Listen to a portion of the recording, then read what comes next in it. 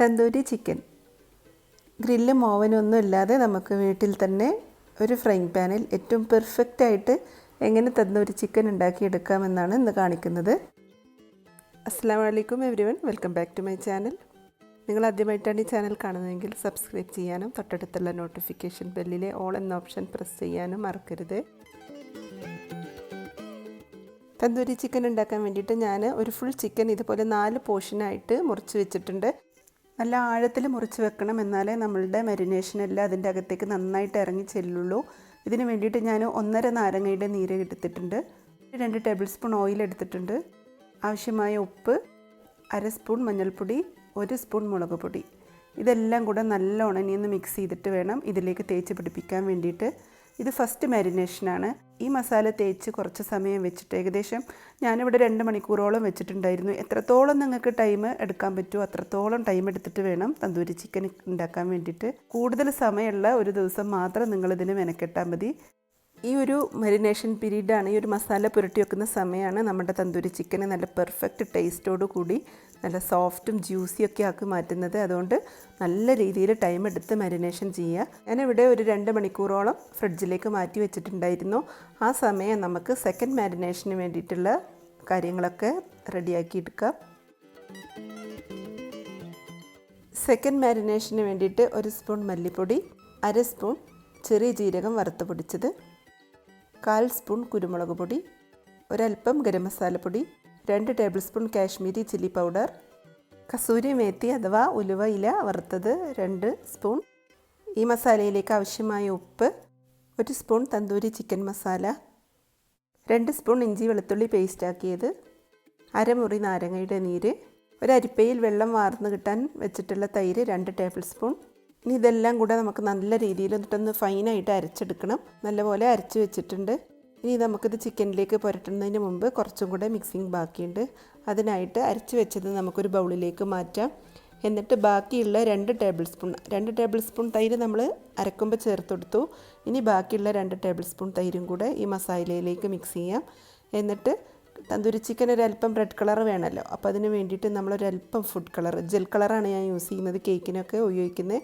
അതിന് വേണ്ടിയിട്ട് 2-3 drop red colour use ചെയ്യുന്നുണ്ട്. പിന്നെ ചൂടാക്കിയ മെൽട്ടാക്കിയ ബട്ടർ അതൊരു 4 ടേബിൾ സ്പൂണോളം ഞാനിതിലേക്ക് ചേർത്ത് കൊടുക്കുന്നുണ്ട്. എന്നിട്ട് എല്ലാം കൂടെ നല്ലൊരു സ്മൂത്ത് പേസ്റ്റ് ആക്കി എടുക്കുക. അത് വേണം.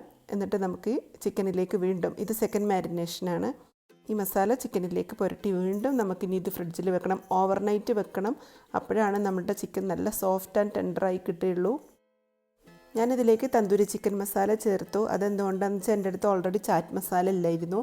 അപ്പോൾ നിങ്ങളുടെ ചാറ്റ് മസാല ഉണ്ടെങ്കിൽ തന്തൂരി ചിക്കൻ മസാല ചേർക്കേണ്ട ആവശ്യമില്ല.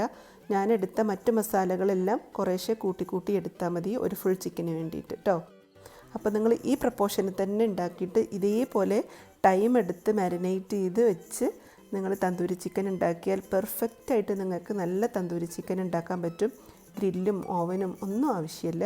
തന്തൂരി മസാല ഉണ്ടെങ്കിൽ ആ 1 സ്പൂൺ തന്തൂരി മസാല ചേർക്കുക. അതല്ലെങ്കിൽ ഞാൻ മറ്റ് മസാലകളൊക്കെ എടുത്തത് കുറേശ്ശെ കൂട്ടിയെടുത്തിട്ട് കൂടെ ഒരല്പം ചാറ്റ് മസാല ചേർത്ത് കൊടുക്കുക.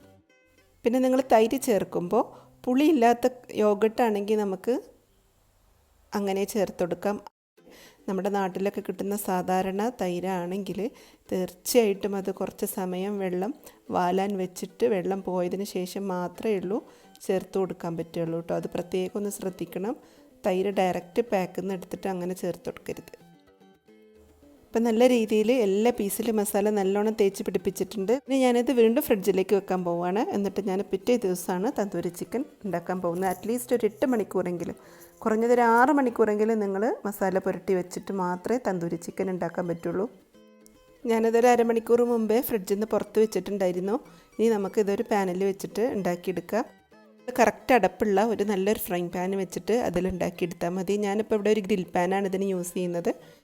ഇതിലേക്ക് നന്നായിട്ടൊന്ന് ബട്ടർ തേച്ച് കൊടുക്കാം. ഓയിൽ ഒഴിച്ചു കൊടുക്കേണ്ട ആവശ്യമൊന്നുമില്ല. ജസ്റ്റ് നല്ലൊരു ഫ്രൈങ് പാൻ ആണെങ്കിൽ ജസ്റ്റ് ബട്ടർ ഇങ്ങനെ തടവി കൊടുത്താൽ മതി. പിന്നെ നമ്മളെ ചിക്കനിൽ നിന്നുള്ള വെള്ളമൊക്കെ ഇറങ്ങി കിട്ടും. ഇനി നമുക്ക് ചിക്കൻ ഇതിലേക്ക് നിരത്തി വെച്ച് കൊടുക്കാം. എന്നിട്ട് ഇനി ശ്രദ്ധിക്കേണ്ട കാര്യം, ആദ്യത്തെ 2 മിനിറ്റ് ഹൈ ഫ്ലെയിമിലാണ് വെക്കേണ്ടത്. ഏറ്റവും തീ കൂടുതലാണ് ആദ്യത്തെ 2 മിനിറ്റ് വെക്കേണ്ടത്. 2 മിനിറ്റ് കഴിഞ്ഞതിന് ശേഷം ഇതുപോലെ നമ്മുടെ ഒരു സൈഡ് ഒരു ചെറിയ ബ്രൗൺ കളറായി വന്നിട്ടുണ്ടാവും. അപ്പോൾ മറിച്ചിട്ട് കൊടുക്കുക. എന്നിട്ട് മീഡിയം ഫ്ലെയിമിൽ ഒരു 5 മിനിറ്റ് വെക്കുക. ആ 5 മിനിറ്റ് കഴിഞ്ഞതിന് ശേഷം തീ വളരെ കുറച്ച് അടച്ച് വെച്ചിട്ടാണ് പിന്നീട് വേവിച്ചെടുക്കേണ്ടത്. അപ്പോഴാണ് നമ്മളുടെ ശരിക്കും ആ ഒരു ഗ്രില്ലിംഗ് പ്രോസസ്സിങ്ങും നമ്മുടെ ചിക്കൻ വെന്ത് കിട്ടാനുള്ള ഒരു ടൈമും ഒക്കെ എടുക്കുന്നത്. അപ്പോൾ ആ ഒരു ടൈം നിങ്ങൾ പ്രത്യേകം ശ്രദ്ധിക്കണം. ആദ്യത്തെ 2 മിനിറ്റ് ഹൈ ഫ്ലെയിമിൽ, പിന്നീട് 5 മിനിറ്റ് മീഡിയം ഫ്ലെയിമിൽ, പിന്നീട് ഏറ്റവും ചെറിയ ഫ്ലെയിമിൽ അടച്ച് വെച്ചിട്ട് വേവിച്ചെടുക്കുക. ഇടയ്ക്കൊക്കെ ഒന്ന് തുറന്നിട്ട് നോക്കണം. ചിക്കൻ ഡ്രൈ ആവുന്നുണ്ടെങ്കിൽ ഒരല്പം ബട്ടർ മുകളിൽ പുരട്ടി കൊടുക്കുകയും വേണം. ഞാൻ തുറന്നിട്ട് വീണ്ടും ഒന്ന് മറിച്ചിട്ടെടുക്കാൻ പോവാണ്. ഞാനിവിടെ എൻ്റെ ചിക്കൻ നല്ല സോഫ്റ്റ് ആയിരുന്നു, അത് കാരണം ഞാൻ ബട്ടർ ഇടയ്ക്കൊന്നും പുരട്ടി കൊടുത്തിട്ടില്ല. ഫൈനൽ സ്റ്റേജിൽ മാത്രമാണ് ഞാനൊരല്പം ബട്ടർ പുരട്ടി കൊടുത്തിട്ടുണ്ടായിരുന്നത്. വീണ്ടും തുറക്കാൻ പോവാണ്. ഇനി ഇതൊന്നും കൂടെ മറിച്ചിട്ടെടുക്കാം. ഇപ്പോൾ ഒരു സൈഡ് ശരിക്കും ഒരു ഗ്രില്ല് ഇതേപോലെ വന്നിട്ടുണ്ട്. ഇനി നമുക്കിതിലേക്ക് ചെയ്യേണ്ട കാര്യം, ഇതുപോലെ ഒരു പാത്രത്തിൽ കുറച്ച് ചാർക്കോളോ കരിയോ എന്തെങ്കിലും എടുത്ത് നല്ലോണം കനലാക്കിയതിന് ശേഷം ഒരല്പം ഓയിൽ ഒഴിച്ചു കൊടുത്തിട്ട് ഇതടച്ച് വെക്കാം. ശരിക്കും ഒരു തന്തൂരിയുടെ സ്മോക്ക് സ്മെല്ല്, ഒരു ഫ്ലേവർ നമുക്ക് കിട്ടണ്ടേ, അതിന് വേണ്ടിയിട്ടാണ്. ഇപ്പോൾ ശരിക്കും നല്ലൊരു തന്തൂരി ചിക്കൻ്റെ മണം വരുന്നുണ്ട്, മാഷാ അല്ലാ. ഇനി ഇത് നമുക്ക് ബട്ടർ പുരട്ടി കൊടുക്കാം. ഈ ഒരു സ്റ്റേജിൽ മാത്രമാണ് കേട്ടോ ഞാൻ ബട്ടർ പുരട്ടി കൊടുത്തത്, കാരണം ചിക്കൻ ഡ്രൈ ആയിട്ടേ ഉണ്ടായിരുന്നില്ല. അപ്പോൾ എല്ലാവർക്കും ചിലപ്പോൾ ഇതുപോലെ ആയി കിട്ടണമെന്നില്ല. അപ്പോൾ നിങ്ങൾ ഇടയ്ക്കിടയ്ക്ക് നോക്കണം. ഡ്രൈ ആവുകയാണെങ്കിൽ ഒരല്പം ബട്ടർ വേഗം പുരട്ടി കൊടുക്കണം.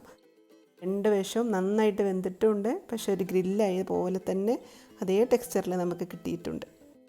അപ്പോൾ എല്ലാവരും ഈ രീതിയിലൊന്ന് തന്തൂരി ചിക്കൻ ഉണ്ടാക്കിയിട്ട് നിങ്ങളുടെ അഭിപ്രായങ്ങളൊക്കെ അറിയിക്കണം. വീഡിയോ ഇഷ്ടമായാൽ നിങ്ങളുടെ ഫ്രണ്ട്സിനൊക്കെ ഷെയർ ചെയ്ത് കൊടുക്കണം. നല്ല സോഫ്റ്റ് ആൻഡ് ജ്യൂസി ആയിട്ടാണ് നമ്മളുടെ ചിക്കൻ കിട്ടിയിട്ടുള്ളത്. മാഷാ അല്ലാ, വെരി ടേസ്റ്റി ആയിരുന്നു. അപ്പോൾ എല്ലാവരും ഈ രീതിയിലൊന്ന് ട്രൈ ചെയ്ത് നോക്കുക. നിങ്ങളുടെ അഭിപ്രായങ്ങൾ അറിയിക്കുക. വീഡിയോ ലൈക്ക് ചെയ്യുക. Thank you for watching my channel. ഇൻഷാ അല്ലാ മറ്റൊരു വീഡിയോയുമായി കാണാം. അതുവരേക്കും ബൈ. അസ്സലാമു അലൈക്കും.